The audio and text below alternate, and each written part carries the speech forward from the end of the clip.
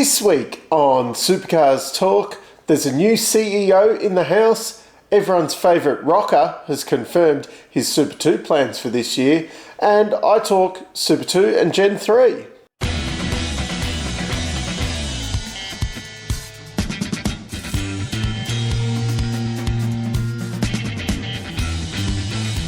Shane Howard has been confirmed as the new CEO of Supercars, and the fans rejoice because, you know, Sean Seamer was the worst guy in the world apparently. At least this guy, he's had a lot of experience, joined Supercars in around, I think it was 97, basically as Supercars was starting. He long time underneath Tony Cochran and that. He's played the role of interim CEO while there's, I think twice in between Warburton and whoever followed from Warburton, I think, and then in between whoever was in there and then Seamer. There's been quite a few recently, so it is a bit hard to follow, you know, off the top of my head to remember who they all were. One thing that's a little bit concerning, he has come in and said, well, you know, one of the things he wants to focus on is international expansion. This hasn't gone... Let's take New Zealand out of it because they're kind of the seventh state. Yeah, in the past, I mean, it's great that they've gone to these big fancy F1 tracks. They look really spectacular. You know, we had China and Qatar, Abu Dhabi, Bahrain, all looks great. Racing pretty bland. A bit, even when we go to the AGP, usually the racing's a bit kind of thing. I don't want to see them, you know, go to these big, expansive, you know, like a lot of the talk going to Malaysia, say, and going to Sepang. Like, the racing's not going to be, you know... Also, we should be focusing on Gen 3 and a few other things before we kind of worry about that international expansion. And I'd probably prefer to see a second round in New Zealand before we worried about going anywhere else. But I think, you know, rather than focusing on these big F1 tracks, maybe going to a small track that our cars are more suited to. Singapore would be a good one because it's a nice street track, So some suggestions would be great because I'm a bit lacking these days following other motorsport categories, and obviously it's got to be somewhere within our realm. Like traveling to America for the whole category was possibly a bit far. Even when you look at the world map, kind of going to Japan is a long stretch. You know, if we kind of keep, you know, in that Asia region, really the lower Asia region, that's probably a bit more sensible for them to look at expansion. Everyone's favourite rock and roll star, Matt McLean, has confirmed that he's going to be with Egglestones for Super 2 this year. The second year with them, don't know that much about his early years, but apparently it's been a little bit patchy, and then he kind of made that jump into Super 2 last year. Yeah, it's considering he, you know, wasn't coming off a, you know, great Super 3 campaign and things like that, and his experience, he did it really well. So he's definitely going to be one to watch this year. Could be quite an interesting year. We got Declan Fraser at 888, Aaron Seaton at Matt Stone Racing. Where is Ange Mazuris going to end up? One can only assume he's going to be somewhere in there, Matt White Motorsport. And of course, we got Matty Payne, or Max Payne, as I'm supposed to say from now, at the Groves. And he's definitely... He needs to be championship favourite if he's going to be the one stepping up in 2023. The Gen 3 cars have been out and about, running around Queensland Raceway, racking up some miles testing.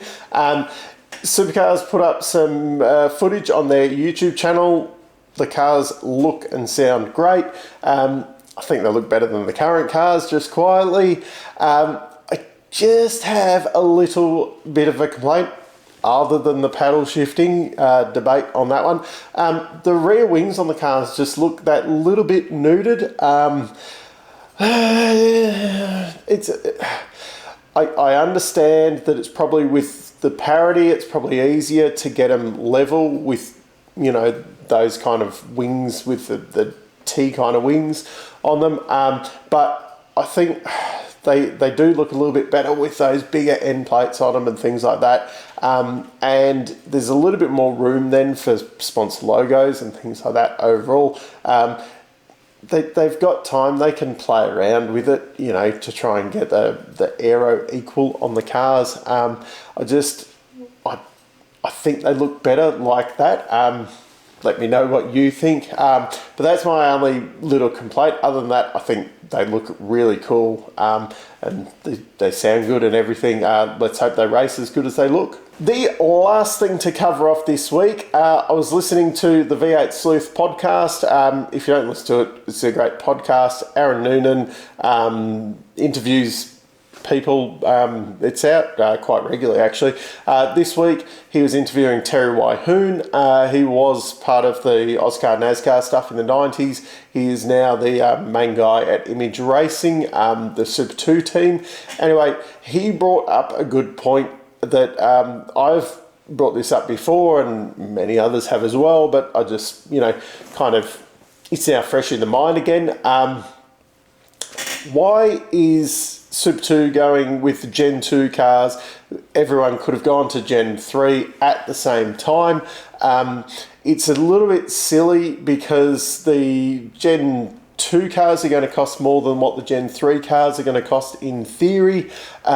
There is a lot of good Gen 2 cars that have already been purchased by collectors, so they won't be available for the Super 2, which will probably then even drive up the price. If you're looking for, you know, a decent one, you can imagine if, you know, kind of the Triple Eight cars are going to be gone, some of the Dick Johnson cars are already gone. If, you know, you want those, because you're not getting the package with them, or maybe that'll change with Penske not being around. Anyway, that's probably a discussion for another day. But to try, you know, like Erebus might be sitting there kind of rubbing their hands together going, hey, our cars are going to be some of the better ones to flog off into that series. We'll ask top dollar for them. It kind of makes sense that they, even if you delayed, because, okay, to build, you know, 2 categories worth of cars in that short period, but even if you waited and said, right, 2023, we're still going to stay with, you know, original car of the future cars and that, we'll keep the status quo for another year, and then in 2024, we'll kick off Gen 3 in Super 2. To me, that makes a lot more sense. And then you can have things like the Super 2 guys coming and doing wild cards. Like they could, in theory, they could come into Bathurst because they've got the same cars.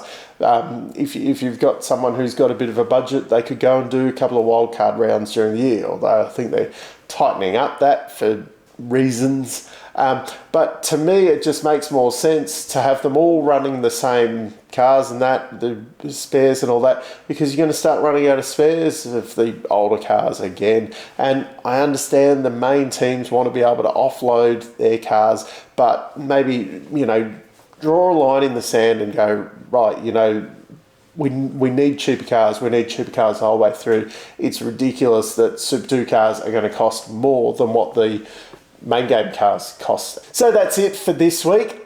Just a quick little final thought, which is quite appropriate that I've got a couple of Formula 1 cars in the background. I saw a little article, I'm not sure how serious this one was, but apparently if Lewis decides he doesn't want to race this year, which he's racing, he's going to go and win his 8th championship, blah, blah, blah. But Seb Vettel is supposedly in the box seat to get that Mercedes seat if Lewis decides, you know, it's all too hard, he's lost the championship, you know, end of the world kind of stuff. And I just thought, what a very interesting prospect that one would be. Essentially, yeah, do you back George Russell, or does, you know, Seb find his mojo?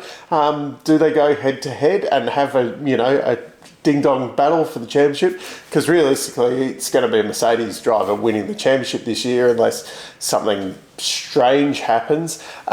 So I just thought, you know, don't want to get into it too much because it's never going to happen, but imagine if it did. How exciting would that be? Because I'd imagine Lewis is going to have the upper hand on George Russell. So, you know, we can nearly write this championship off as done and dusted already, unless somehow, you know, Red Bull's continue to going to be on the pace, or McLaren or Ferrari have made a step up with new regulations. But anyway, I don't want to spend too much time on Formula One on this channel because it is Supercars Talk. Big thank you to those people or that person who joins the channel membership thing. There is a button down there. Greatly appreciated. Thank you very much. And for those who are interested, Dennis he's recovering very well. He's getting a little bit too enthusiastic now because he can start moving around, and it's hard to kind of contain him. But that is great news because he is on the mend. Let me know down in the comments what you think about the Super 2. Should they go to Gen 3 straight away, or, you know, should they stick with the car of the future and Gen 2 cars? Until next time, I'm still Dave, and I'll catch you later.